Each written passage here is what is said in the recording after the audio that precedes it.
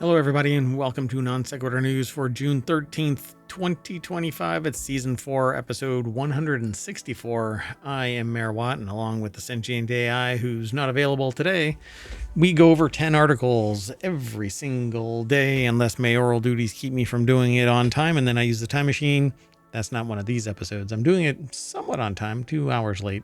And then after this, I got to run. But that said, I'm here for the next however long it takes for me to go through these articles. Alaska heat advisory, Otter cafes in Japan, a popular Anker power bank recall, Instagram astronaut or astronaut. Did we ask for the sun's consent when we looked at its bottom? World's largest digital camera. Valve switches Steam to run on Mac proper. And a sprawling ancient Roman villa in France. A widespread internet outage occurred, and from gas to electric. I don't think it makes any sense to do this, but it's a sunk cost kind of a thing. You don't have to worry about gas. Okay, we'll get into it on the other side of this.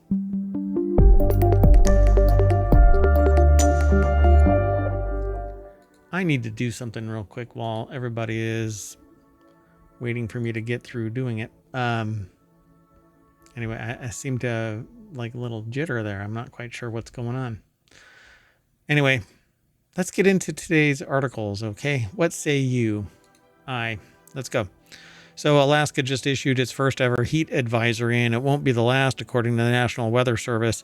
2 of its National Weather Service offices are stepping up their messaging as Alaska warms nearly twice as fast as the lower 48 states. This is over in the Wanted channel, but I don't really want it. The Gizmodo site put this article to the Gizmodo site. Okay, boomer. I'm on the internet.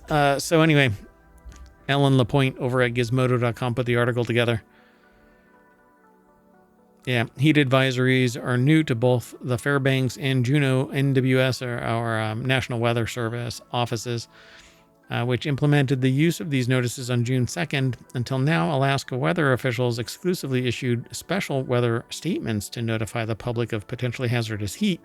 The change comes as Alaska continues to warm at nearly twice the rate of the lower 48 states, with the statewide average annual air temperature increasing by 3 degrees over the last 60 years. That's the average annual air temperature. Yeah, so from 1 p.m. Alaska Daylight Time Thursday to 7 p.m. Sunday, June 15th, temperatures could climb as high as 86 degrees Fahrenheit, that's in freedom units, and 30 degrees Celsius in the Salcha, I guess, or maybe Salka, I don't know how they pronounce that, Salka Fairbanks metro area and the Tanana Flats, according to the advisory.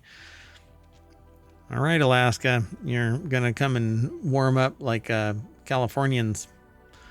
Let's keep going, though. The next article is, and if you want today's articles, you can hit exclamation point. Oops. That would be shift, exclamation point.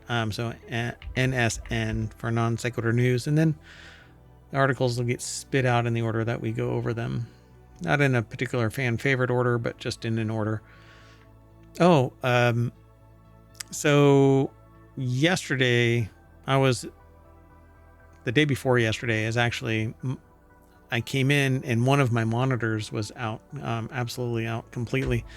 So I had to airdrop basically a replacement monitor because I was working off of this tiny little monitor. So I had to squint a little bit. So I hope everything is working right. We'll see. That said,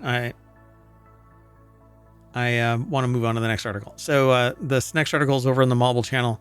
Japan's Otter cafes might be fueled by wildlife trafficking, according to this article. Who wouldn't want to cozy up to one of the cutest animals on Earth? In Japan, cafes are cashing in on that impulse, offering guests the chance to hand feed otters, snap selfies, and soak in the adorable chaos for the cost of a matcha latte. I really like matcha, by the way. It's actually really good with soy milk. But anyway. But conservation scientists say that those viral clips might be hiding something And that's a pipeline from poaching hotspots to Instagram feeds fueled by international wildlife trafficking, according to a conservation science and practice study. Traced the DNA of 81 small-clawed otters from animal cafes, zoos, and custom seizures in Japan. Most of them were apparently genetic matches, which kind of sucks. So, yeah, that new study, it says most of them were a genetic match to 2 specific poaching hotspots in southern Thailand. It says we cannot confirm that the otters came through the illegal trade, said Kyoto University wildlife professor Miyako Fujihara. Quote, but we have shown that their DNA is the same as those from areas in Thailand that are illegal trade hotspots, end quote. And that's a big deal because honestly, that's one hell of a coincidence, is what the author says. Ashley Fike over at Vice.com. The Asian small-clawed otter is listed as vulnerable in the IUCN Red List. It's been banned from commercial trade under CITES protection since 2019, but that hasn't stopped people from buying them, breeding them, or stuffing them into carry-ons. In 2017, a study by Traffic found more than 500 online listings for live otters, most of them babies, over just 4 months in Southeast Asia. Many were headed for Japan, because otter cafes now dot major cities like Tokyo and Osaka, fueling demand with every TikTok and YouTube post. Well, people consume it. I think wildlife should be the wildlife, but we also have this problem with leaving shit alone. So, yeah, go and check it out. I don't know. The provenance really does matter, and I think that these animals, if they are fueled by wildlife trafficking, then it needs to be course corrected, but they're also possibly saving an otter from either predation or something worse. I don't know. They're being trafficked instead of it being something that is net positive for the animals and for society to understand the animals and so on and so forth. But they need to be, if they were bred back into non-endangered status, or what do they call it? Vulnerable status. Then I mean, it could be a good thing, but that's not what apparently is happening. Let's keep going though. The next article is over in the Mobile channel. A massively popular Anker power bank was recalled for bursting into flames. Author of this article says buy this instead. Anker makes killer peripherals, but when I say that, they mean the good quality for a fair price. They don't mean that they burst into flames, but here we are.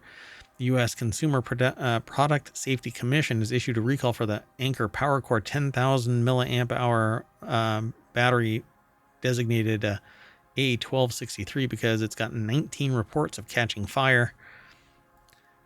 Let's hope that it's not the one that I use. This is not a picture of the one that's apparently the problem, but I don't know why. Okay, anyway, 1.158 million units of the wildly popular Anker power bank are under recall for posing a fire hazard. Matt Janser over at Vice.com put the article together. So let me see. So the A1263 Anker. Okay, so I need to make sure I'm looking at the right thing. It looks like it's the flat one. Anker Power Core, right? Anker Power Core. Let me make sure. Power Core. Yeah. Oh, shoot. Well, what? Come on, y'all. Let me see if I can pull it up in a different way. Anker A1263 Power Core. Okay, yeah. Okay, it is. So, the one that they're talking about is basically it looks like a flask. Basically, it's just round. It's not round. It's how do you describe this? Here, I'll show. Let's see if I can show it without. That's what it looks like right there.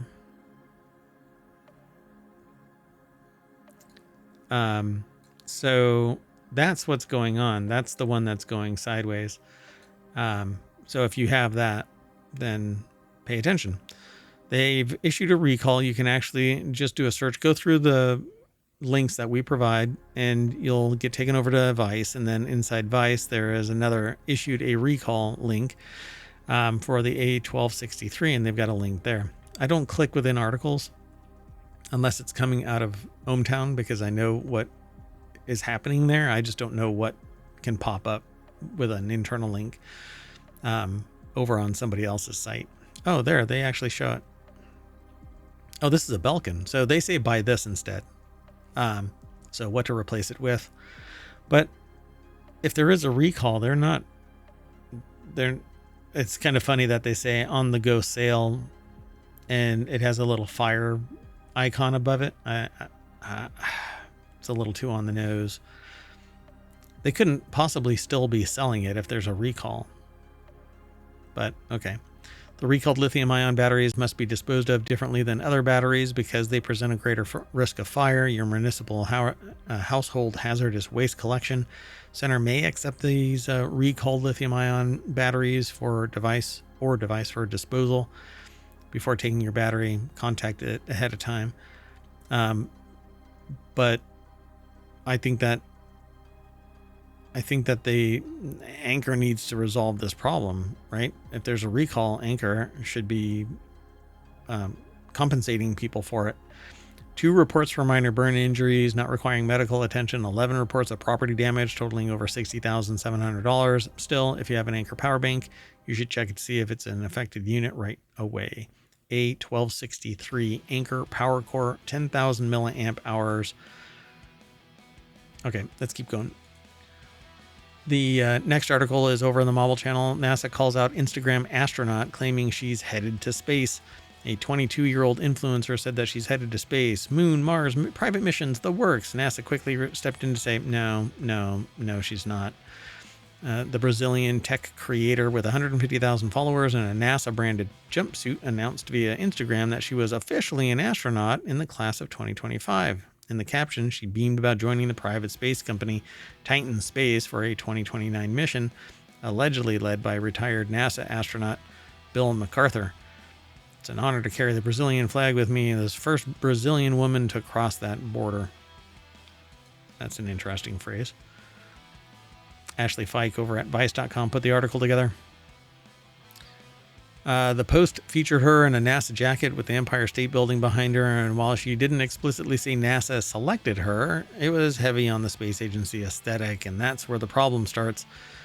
NASA said, no, not a NASA employee, principal investigator, or astronaut candidate.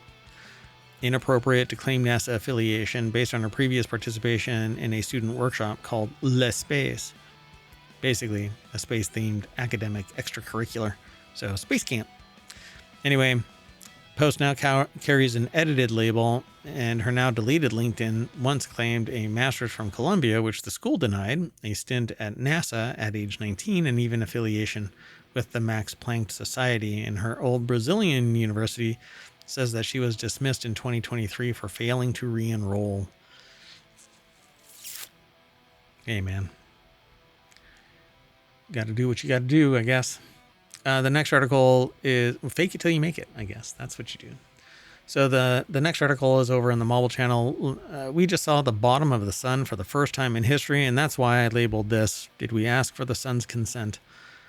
On March 23rd, the European Space Agency Solar Orbiter spacecraft tilted its orbit just enough, 17 degrees below the solar equator, to capture the first ever direct images of the sun's south pole. Wow. Did they even bother to ask? Did they say, hey, sun, can we look at your bottom? Rude. I know, right? I can't believe that they would do this. Anyway, might sound like a small shift, but it's a monumental one. Until now, every image of the sun has come from the same flat angle that Earth orbits in, like viewing a spinning disk from the side and calling it a full picture. You don't get to see the tip. So the article is over at Vice.com by Ashley Fike, who's been busy over at Vice.com apparently. Put this article together. So it marks a huge leap forward in, well, it marks a leap forward in science, solar science. This new unique view from our solar orbiter mission are the beginning of a new era in solar science. So we'll get to see its bottom quite a bit, apparently. What they captured was both beautiful and unsettling. The images collected in visible and ultraviolet light revealed magnetic fields twisted into dense knots and plasma jets, pushing solar material at high speeds. In one layer of the sun's atmosphere, scientists used Doppler shifts to measure how clumps of carbon ions were moving toward or away from the spacecraft, basically tracking the speed of solar wind at its source. Pretty cool. So, ooh, speaking of solar wind, there is a storm rolling over the mayoral mansion. Dun, dun, dun. All right. Well, the next article is over in Greenagram. Major telescopes, or a major telescope, hosts world's largest digital camera and how it will transform astronomy.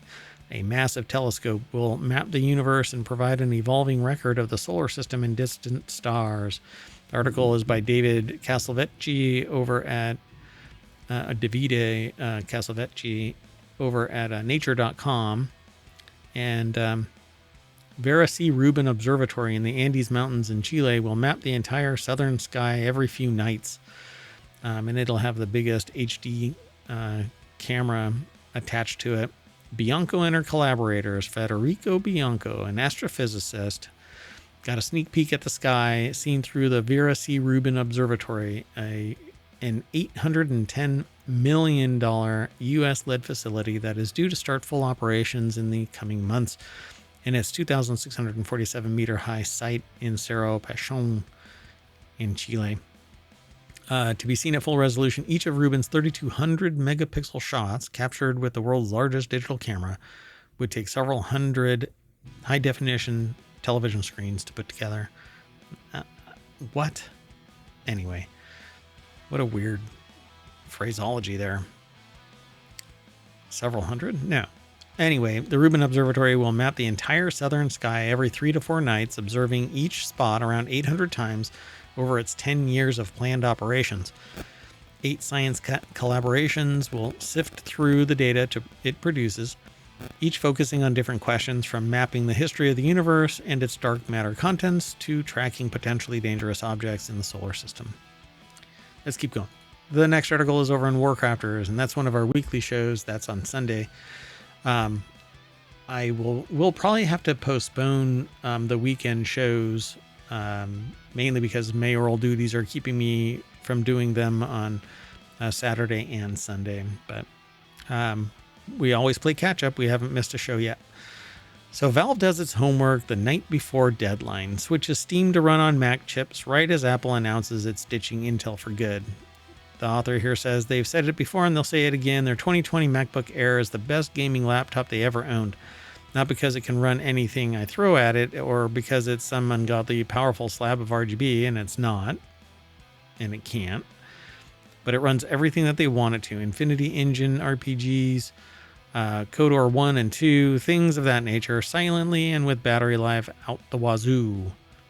Yeah, different ways, but still apparently possible. Joshua Wolins over at PCGamer.com put the article together. So, yeah, it does this because it's one of the first bits of Apple kit to use the Megacorp's own bespoke ARM line series of M-series chips, breaking a dependence on Intel chips going all the way back to 2006. But everything old is new again because there was a different version of an ARM chip kind of a thing. Anyway, nothing gold can stay. As this year's WWDC, Apple quietly pointed out to devs that 2 Mac OS generations from now, Rosetta would pretty much be going away the dodo. So devs would have to make their apps ARM native or sling their hook. So I had 2 apps in the App Store that I already had to kill because I'm just not a developer. If somebody wants to pivot them so that they run on ARM native, then I can bring my apps back online. Possibly. Hell, I think I'd have to find the source code again. Anyway, which brings us to Steam. Valve being Valve and Mac OS making up an absolutely infinitesimal small percentage of overall Steam users that never bothered to create an Apple Silicon native version of Steam in all of the past 5 years until yesterday, with Apple suddenly putting a time limit on how long devs could rely on Rosetta. So boom, there you go. Steam will work on Mac native. If not now, then eventually, like soon, right? They just say, incredible news, or if you are the author, Joshua Wolins, or one of like 3 other people on Earth. So yeah, they basically switched Steam to run on Mac chips. So there you go. Update your clients. Let's move on. The next article is over on the Mobile Channel. Archaeologists stumble onto sprawling ancient Roman villa during construction of a road in France, located near Auger, I guess. The grand estate once possessed an exorbitant level of wealth, with thermal baths and heated floors, but that's Roman in nature. Eli Wisevich put the article together. I don't know how that's pronounced. The article is over at smithsonianmag.com. During construction on an alternative route of D606, a regional road just under 2 miles outside of Auger, I guess, in central France, salvage archaeologists unearthed a sprawling Roman villa, complete with a stately garden, a fountain, and an elaborate system of underfloor heating known as hypocaust, according to a statement from the French National Institute for Preventive Archaeological Research. So yeah, look at that. They're getting ready and they run across an entire villa. So while researchers have been aware of the ruins on the outskirts of the Gallo-Roman settlement of Atissiodorum, as Auger was once known, since the 19th century, previous excavations have been limited. The most recent dig in 1966 found a 7,500 square foot building with 10 rooms and amenities that suggested its residents enjoyed great wealth and regional power. But until now, the true scale of the villa, known as Saint Nitas, and its surrounding agricultural estates along the River Yonne, was unclear. Well, now they have since discovered a 43,000 square foot building thought to date between the 1st and 3rd centuries CE, previously unimagined level of grandeur. Roman Gaul, grand villas of Roman Gaul. Pretty amazing. Oh, God. They go a little bit deeper than I thought. Interesting. Section of the villa's hypocaust heating system, which circulated hot air beneath the floor. Yeah, that's pretty cool. But everything just gets covered up, it seems. Just kind of cover it up with some dirt.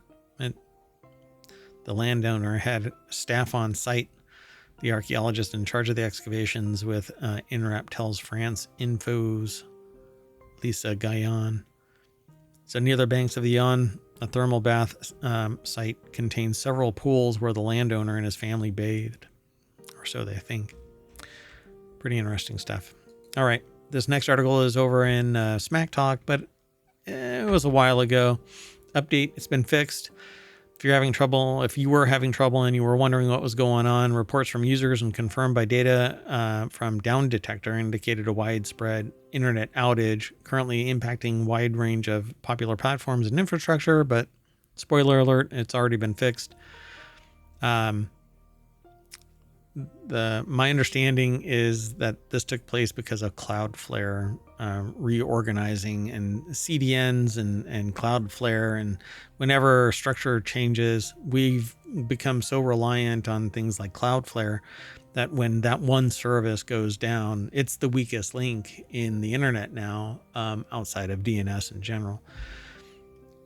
So it started at somewhere around 8 o'clock or something like that. And then progressed all the way to 11 p.m. It says Google has solved the issue. In a statement, a Cloudflare spokesperson said that the service has been fully restored and is now operating normally. And the company also published a blog post about the outage that you can go to by following the link provided in our show notes. And the next article is kind of interesting, but I don't find it useful. I don't find it the future. This is over in Non Sequitur News, aggregated from like CBS, I think it is. But Maryland gas station owner opens first gas to electric refueling station. And this is clickbait, because what they did was they dug up all of their pumps and they put in electric power stations plugged into the future for the first time in the nation, says this reporter. Basically, a Maryland gas station owner recently dug up all of his pumps and plugged into the future for the first time in the nation. Somebody converted a gas station into an EV charging station.